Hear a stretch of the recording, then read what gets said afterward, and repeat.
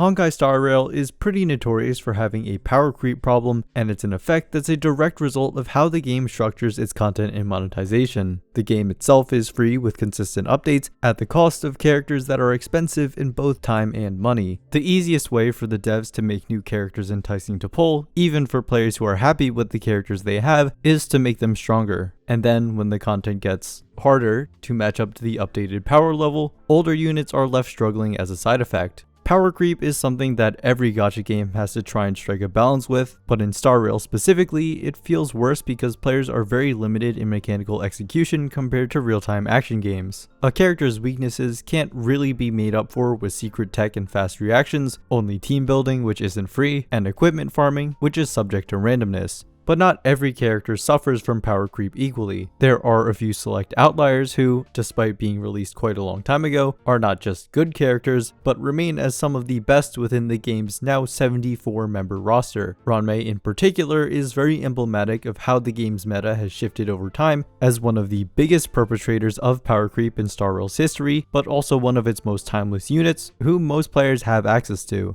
Let's go through the history she's had over the past 1.5 years at the top of tier lists and analyze what makes a unit vulnerable or resistant to getting power crept.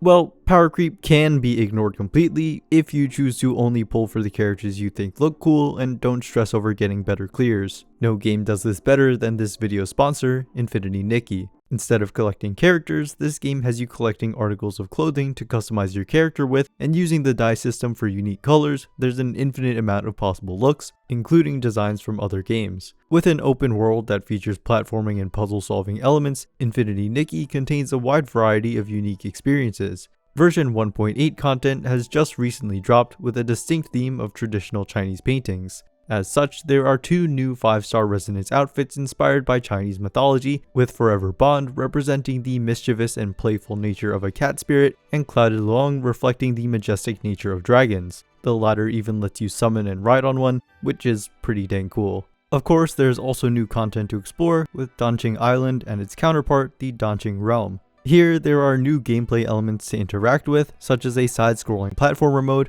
raft exploration, and new exclusive quests. You can also try out the new combat additions against the realm's final boss, Inkshade Painting Luang. There's even more to look forward to in the future of Infinity Nikki as well, because 1.9 will feature an all-new housing system, allowing for even more personalized expression with furniture crafting and gardening. If this interests you, you can check out the game now on all major gaming platforms using the link at the top of the description. Thank you to Infinity Nikki for supporting the channel. In current times, Harmony's ally damage buffs are fundamentally overpowered. In almost any team, and against any kind of enemy, at a low skill point cost, you get insane DPS increases, and unless you make a user error, permanent buff uptime or something close to it. This wasn't always the case though. To demonstrate my point, if we rewind to mid version 1, Harmony units could be comfortably plotted on this chart. Bronya had the strongest offensive buffs in the game on top of being able to effectively double the number of actions for an ally, but it required the constant use of skill points, which your DPS was often already using. Running out of skill points resulted in worse uptime for her already short 1-turn damage buff on her skill, which doesn't work with follow-ups or late ultimates, and her ultimate also only lasted 2 of an ally's turns. So while she definitely was held in high regard as the only 5-star Harmony of that era, she wasn't without her flaws. Yukong was a similar story, with her AoE buff that was really strong, but super restricted by being limited to 2 actions per skill use. Hanya could generate additional skill points for the team, but was lacking in the other departments as a way to balance out her enabling the kits of other characters. Asa was the only true AoE Harmony unit at the time, with an especially useful speed boosting ult, but to compensate for her attack buff coming from her talent instead of her skill, its value requires her to generate stacks, which is dependent on skill points, and the number of enemies, and if they have fire weakness.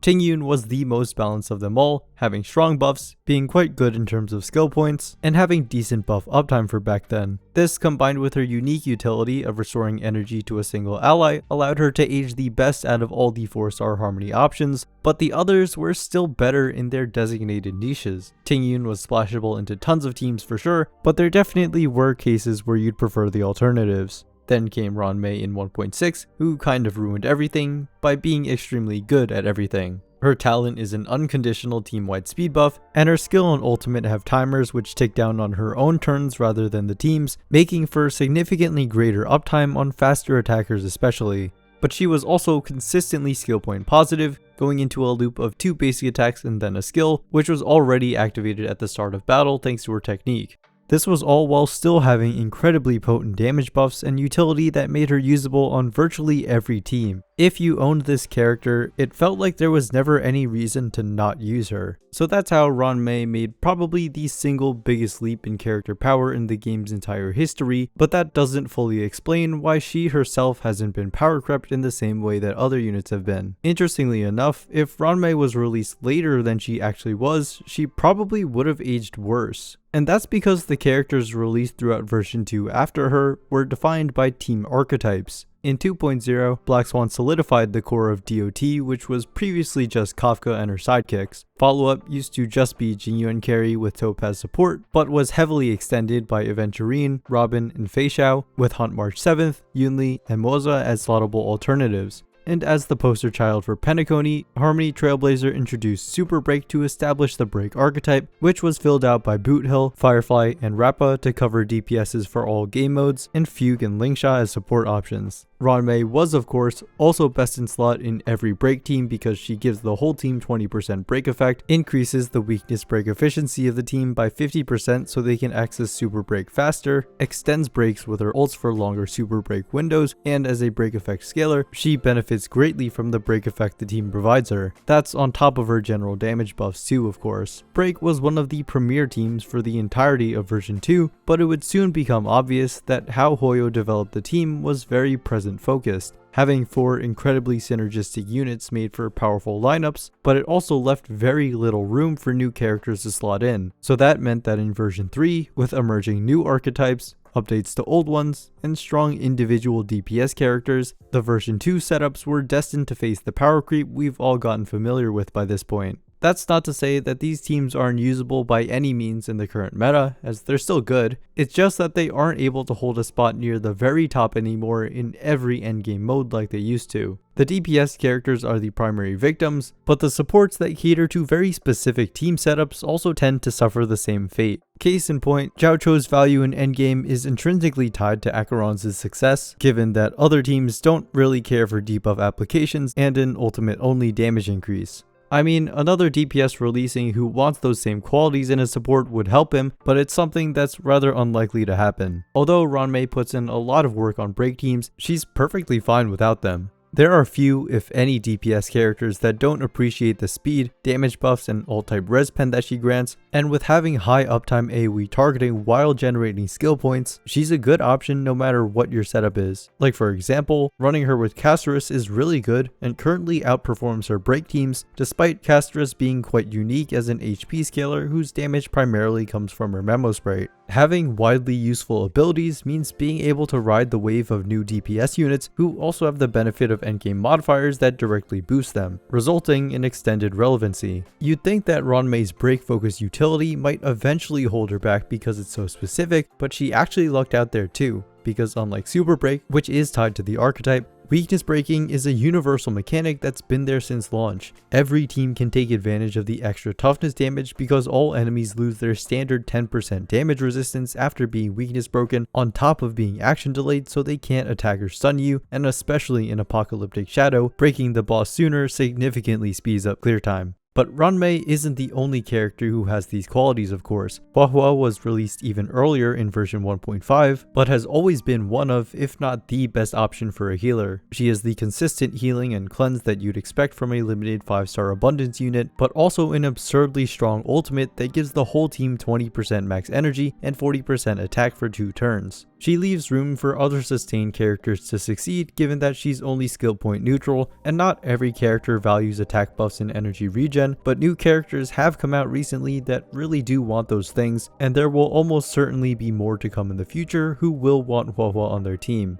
Robin was slightly more recent, arriving in 2.2, but is similarly powerful. Team-wide damage buffs and AoE full action advance makes for a pretty solid kit. Although she has a tiny bit of follow-up specific design, she more so cares about having DPSs that attack frequently, whether it's with follow-up attacks or not. Any time an ally attacks, Robin gets additional energy, and more attacks means her ultimate deals additional instances of damage. Whether it's Aglaia, who has absurdly high speed and a Memo Sprite launching additional attacks, or Anaxa using 2 skills at a time, or an actual character that launches follow-ups, Robin has and will continue to have insane value. Looking at these examples, it's fairly easy to recognize the pattern of what makes a character able to age the best. First of all, their value doesn't hinge on their personal damage. DPS units are the most prone to power creep because newer ones will not only have crazy mechanics, but are also likely to have just straight up higher numbers. Being a support means your teams are able to take advantage of those attackers as they come, partly due to point 2, having strong generalist utility that works off the fundamentals of the game. Characters with qualities like energy reliance or high action rates are always going to be coming out because that's just a core part of Star Rail's combat and gameplay design. Newer DPSs synergizing with the existing supports helps to sustain their relevance, making them age a lot better. Not saying that they'll be a top choice for the entirety of the game's lifespan, as they can also very well get replaced by a sheer difference in numbers, but they will stay relevant for longer, relatively speaking. So recognizing this, we can make some informed predictions about the future of the rest of the game's current top tiers. Of course, it's impossible to read the future because Hoyo can choose to buff or ignore teams in whatever way they want, but we can speculate. All the DPS characters are the most at risk to get power crept the fastest, as that's just how it's historically been. Unlike supports who can have a wide range of utility, damage dealers are all responsible for one specific thing, so it's much more likely they get overlapped and outclassed. I imagine the HP scaling archetype will get treated the same way Break was, since they also got a lot of characters at once, meaning they're less likely to get new strong characters in the future. Aglaia, Phynon, Saber, Archer, and the Herda all have unique mechanics that give their teams some room for new support to potentially slot in, so I could see them staying top tier if they receive those indirect buffs before their DPS gets too overshadowed. For the current best supports, I don't think any of them will end up that badly anytime soon, but some will inevitably become replaceable faster than others. Sunday is safe for sure. He's just way too loaded with universal utility for him to be bad. Even if a tiny bit of his kit is dedicated to summoner type characters only, everything else is completely min-maxed for single target buffs. Bronya still being good makes for some convincing evidence as well. I also feel confident in the true damage specialists, as they scale super hard with the damage the rest of the team is able to put out, no matter how they do it, and DPS levels are only going to increase over time. Out of anyone, I do think Hyacinth and Treeby have the worst projections for the future out of the current top tier supports. A decently large portion of their kits focuses on damage over utility, so once their DPS is no longer competitive, their ties to the HP archetype will come back to bite them. Hyacinth increases the team's max HP, which of course most teams don't care for, and her ultimate uptime heavily benefits from excess skill points, which the HP team is the best at providing since they don't really use skill points. Treeby's HP, and by extension damage, also scales with the team's max HP, which will go down when HP scalers and memo sprites aren't as popular. Furthermore, her ultimate benefits from more enemies being on the field, which simply isn't as universally useful compared to other more flexible abilities. But at the end of the day, it's probably not worth stressing over making sure all your pulls are optimal, because generally speaking, all characters are good when they release, and then are worse later on. And hey, at least we have indirect buffs now, so even if your favorite character does eventually become bad, there's always a chance for them to bounce back. I hope you found this video interesting. Subscribe for more Star Rail discussion videos, become a channel member if you'd like to support me, and as always, thanks for watching.